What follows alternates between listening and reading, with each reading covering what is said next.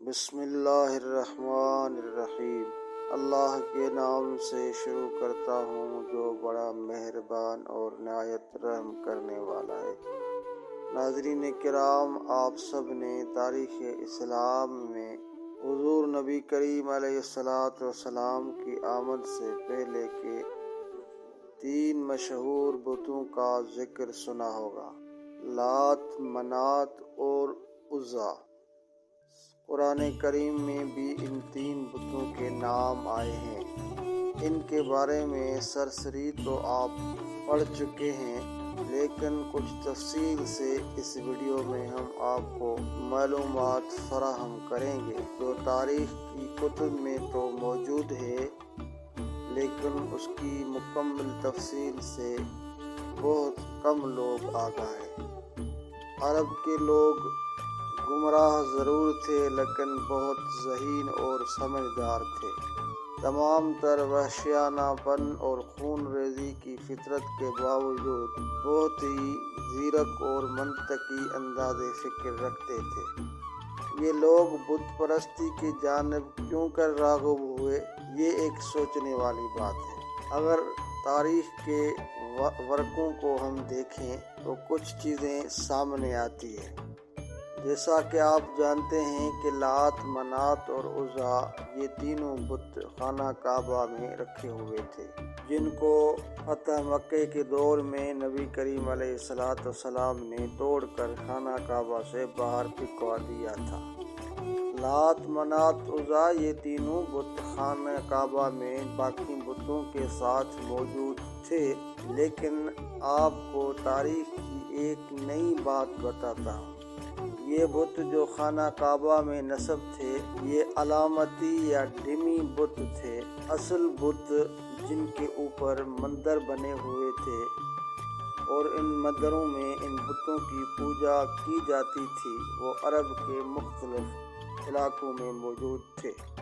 جن بستیوں میں ان بتوں کی مندر بنے ہوئے تھے، ان بستیوں کے ارد گرد کے رہنے والے عرب یہاں مندروں میں آ کر ان بتوں کی عبادت کرتے، ان کے سامنے جانوروں کی قربانی کی منتیں پوری کی جاتی تھی، اور ان بتوں کے ماننے والوں کے تعداد میں اضافہ ہوتا ہی چلا جاتا۔ لیکن اس قدر ذہین عرب ان بے جان بتوں کی عبادت پر کیسے لگ گئے؟ ان بتوں میں ایسا کیا تھا کہ ان کو پوجنے والوں کی تعداد میں اضافہ ہوتا چلا جا رہا تھا؟ یہ بت ان عربوں کو ایسا کیا دکھاتے تھے کہ عرب ان کی عبادت پر مجبور تھے؟ تو سنیں، لات، منات اور عزا یہ 3 دیویاں تھیں، اور ان کے بارے میں مشہور تھا کہ یہ اللہ کی بیٹیاں ہیں۔ استغفر اللہ، نعوذ باللہ۔ عربوں کے ہاں یہ بہت مشہور بات تھی، اس لیے ان کو اللہ کی بیٹیاں قرار دے کر ان کی عبادت کی جاتی تھی۔ یہ تینوں زنانہ بت پورے عرب میں سب سے زیادہ مشہور تھے۔ ان بتوں کے ساتھ 3 شیطانی چڑیلیں منسلک تھی، یعنی مادہ شیاطین ان کے ساتھ تھی۔ یہ بتوں میں گھس جایا کرتی اور اپنے سامنے سجدے کرنے والوں کو مخاطب کر کے ان سے باتیں کرتی تھی۔ کیونکہ یہ شیاطین جنات تھی، اس لیے ان لوگوں کو جب ان کے ناموں سے پکارتی اور ان کے مسائل پر بات کرتے تو سننے والے اپنی ذاتی مسائل، جن سے صرف وہ خود آگاہ ہوتے، پریشان ہوتے اور سوچنے لگتے کہ یہ بت واقعی نعوذ باللہ خدا کی بیٹیوں کے ہی بت ہوں گے۔ ان بتوں کی دیکھ بھال اور لوگوں کو ان کی عبادت کے طریقے سکھانے کے لیے مندروں میں پجاری ہوا کرتے تھے، جو لوگوں کو گمراہ کرتے اور اس کے عوض بتوں پر چڑھاوے کی اشیاء سمیٹتے۔ اسی طرح گمراہی کا یہ کھیل جاری و ساری تھا۔ لات، منات اور عزا کو سب سے زیادہ مانا جاتا تھا، لیکن ان تینوں میں بھی سب سے زیادہ جسے بلند مقام حاصل تھا اس کا نام عزا تھا۔ یہ خراز نامی ایک بستی میں واقع تھا۔ یہ بستی وادی نخلا میں سوق اوقاس کے قریب واقع تھی۔ یہ وہی مقام ہے جس کے قریب جنات کی ایک جماعت نے حضور نبی کریم علیہ السلام سے ملاقات کی اور آپ نے ان کو دعوت اسلام دے کر مسلمان بنایا تھا۔ عزا کے بت کے ایک شاندار مندر میں دوبیا اسوینی نامی ایک پجاری عزا کے بت کی دیکھ بھال اور خدمت کرتا تھا۔ مندر کے سامنے تھوڑے فاصلے پر جاؤ کے 3 درخت تھے۔ اردو میں سے جاؤ کہا جاتا ہے جبکہ ہندی میں تمرس اور عربی میں اصل کہا جاتا ہے۔ یہ خضر صحرائی پودا ہوتا ہے جو اجاڑ اور بیابان صحراؤں میں پیدا ہوتا ہے۔ اس کے پتے انتہائی کسیلے اور کڑوے ہوتے ہیں۔ اس کی ٹہنیوں سے ٹوکریاں بنائی جاتی ہیں۔ جاؤ کے ان درختوں پر عزا کا بسیرا تھا۔ اس بارے میں کسی کو علم نہیں تھا۔ وہ عزا بت جس کی پوجا کی جاتی ہے ایک شیطانی طاقت تھی جو ان درختوں پر رہتی تھی جو اسی کے مندر کے قریب تھے۔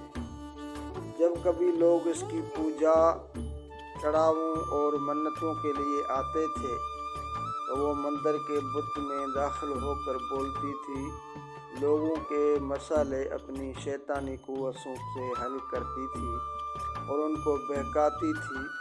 اس کا آقا شیطان اس کی اس کارکردگی پر خوش ہوتا تھا۔ جب مکہ فتح کر لیا تو کچھ دنوں بعد بتوں کی شامت آ گئی۔ خانہ کعبہ میں رکھے ہوئے بت توڑے جانے لگے۔ خانہ کعبہ سے بتوں کو ہٹانے کے بعد مختلف دیہاتوں بستیوں میں بنے مندروں کے بتوں کی باری آ گئی۔ چھوٹے موٹے بتوں کو تباہ کرنے کے بعد عزا کی باری آئی۔ 25 رمضان المبارک کو نبی کریم علیہ السلام نے حضرت خالد بن ولید کو طلب فرمایا۔ آپ صلی اللہ علیہ وسلم نے خالد کو حکم دیا کہ وہ عزا کے مندر کے قریب جو درخت ہیں ان میں سے ایک کو جا کر کاٹ دے۔ آپ رضی اللہ تعالیٰ عنہ بارگاہ رسالت سے حکم پا کر خراز بستی میں پہنچے، مندر کو تلاش کیا اور اس کے قریب واقع جاؤ کے درختوں میں سے ایک کو کاٹ دیا اور واپس آ گئے۔ جب نبی پاک علیہ السلام کی خدمت میں حاضر ہوئے اور درخت کاٹنے کا حال بتایا، اس پر آپ صلی اللہ علیہ وسلم نے پوچھا، اے خالد، جب آپ درخت کاٹ رہے تھے تو اس دوران کوئی واقعہ پیش آیا؟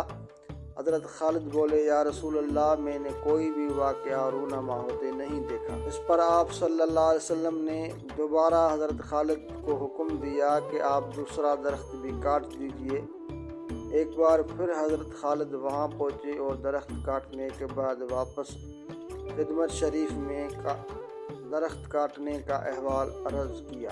آپ صلی اللہ علیہ وسلم نے ایک بار پھر استفسار کیا۔ حضرت خالد نے عرض کی کہ کوئی غیر معمولی واقعہ پیش نہیں آیا۔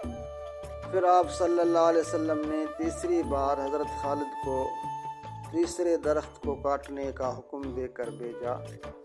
تیسری بار جب حضرت خالد بن ولید درخت کے قریب کاٹنے کی نیت سے پہنچے تو اچانک عزا نامی چڑیل آپ کے سامنے ظاہر ہو گئی۔ وہ ایک کریہ صورت ننگی بڑھیا کے روپ میں تھی۔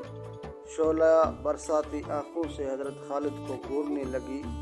اچانک مندر کا پجاری بلند آواز سے پکار کر بولا، عزا، خالد کو قتل کر دے۔ اگر تو نے خالد کو قتل نہ کیا تو آج تو ذلیل و رسوا ہو جائے گی۔ عزا حضرت خالد کے جانب بڑھی۔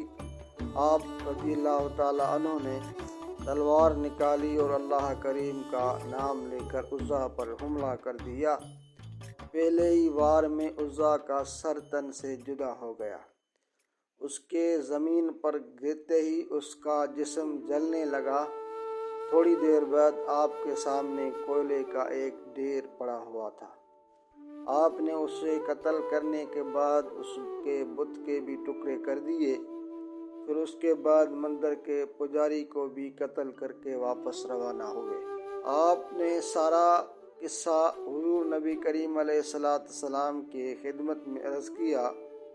اس پر آپ صلی اللہ علیہ وسلم نے فرمایا، یہ عزا تھی، اب یہ ہمیشہ کے لیے ختم ہو گئی ہے۔ اس کی دوبارہ اب پوجا نہیں ہوگی، اور یوں صدیوں تک پوجی جانے والی شیطانی طاقت کا خاتمہ نبی کریم علیہ السلام کے حکم پر سیف اللہ حضرت خالد بن ولید رضی اللہ تعالی عنہ نے کر دیا۔